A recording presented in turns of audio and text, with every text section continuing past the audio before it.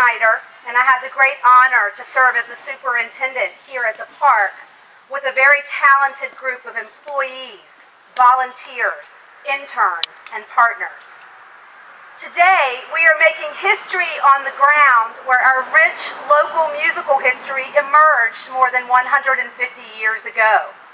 This park was established to honor the symbolic end of the American Civil War and those engaged in this conflict. Yet long before the soldiers arrived here, local African Americans taught Joel Sweeney the music of the banjo near this very ground. Sweeney took this African instrument and music to the world stage. We are able to share these stories with our visitors and community members thanks to the research and efforts of our staff and the incredible contributions and support of our partners, particularly the Appomattox 1865 Foundation, the Parks Friends Group, who funded this marker and supported the musicians for this annual event, including today's. At this time, I'd like to introduce Eileen Huffman, president of the Appomattox 1865 Foundation, and a good friend.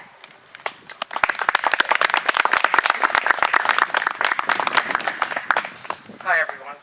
On behalf of the Board of Directors of the Appomattox 1865 Foundation, the Friends of the Park, I'd like to say thank you to all of you for coming out today. I'd also like to thank our members, friends, donors, and our partners here in the park. We feel proud and privileged to contribute in any small way to this wonderful place. Enabling the park to bring to light new and varied stories of Appomattox Courthouse, its people, and its history enriches us all. Thank you again, friends, for your support. We can't do it without you. So in keeping with our musical theme, we encourage you to join the Friends, visit often, volunteer if you can, because we all know that it's true. We get by with a little help from our friends. Thanks, and enjoy Banjo Day.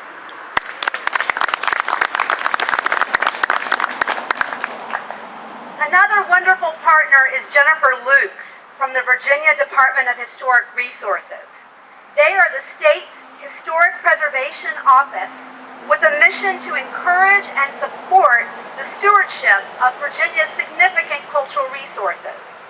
We enjoyed working with Jennifer on the fine edits of the marker that needed to be exactly 700 characters.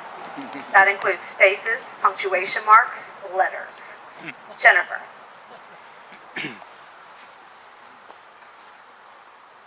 Hi everyone, good afternoon. I'm very happy to be here with you today for the dedication of our new marker highlighting African American banjoists. And as Robin mentioned, the Department of Historic Resources is a state agency. The Highway Marker Program is probably one of the most popular and visible of the programs that we have. And so I'd like to tell you just a little bit about its history and its objectives. Virginia's first historical roadside markers were erected in 1927, making ours the oldest such program in the country. Since then, we've placed more than 2,700 signs all around the state, and our goal is really to link the important stories about Virginia's past to the very landscape where they took place, creating sort of an open-air museum. We recently published a guidebook that focuses on all of the markers in our system that pertain to African American history. This came out only about a couple weeks ago. The African American banjoist marker is in here along with about 300 other entries. And this is available through the University of Virginia Press and Amazon if anyone's interested. In the 1970s, the state actually stopped funding new markers. So now, in most cases, we rely on individuals or private organizations to apply for new markers and to pay for their manufacture. So the program would not be able to function without the participation of community-minded citizens who care about making Virginia's history more accessible to the public. Each potential marker topic must display regional, statewide, or national significance, and all of the information on the sign has to be thoroughly documented. Finally, each new marker is approved by the Virginia Board of Historic Resources, which is a 7-member body appointed by the governor. So DHR would like to thank everyone whose efforts helped to bring this new marker about, especially the Appomattox 1865 Foundation, which was our applicant and sponsor. I want to mention David Woldridge, who was my point of contact throughout the entire application and approval process.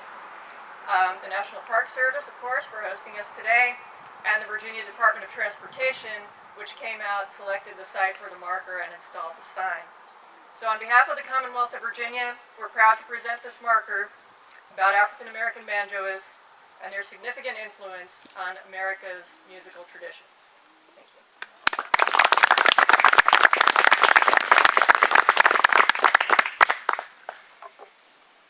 There has been no bigger champion of the story of these African American musicians and their connection to Joel Sweeney and the banjo than our own David Woolridge.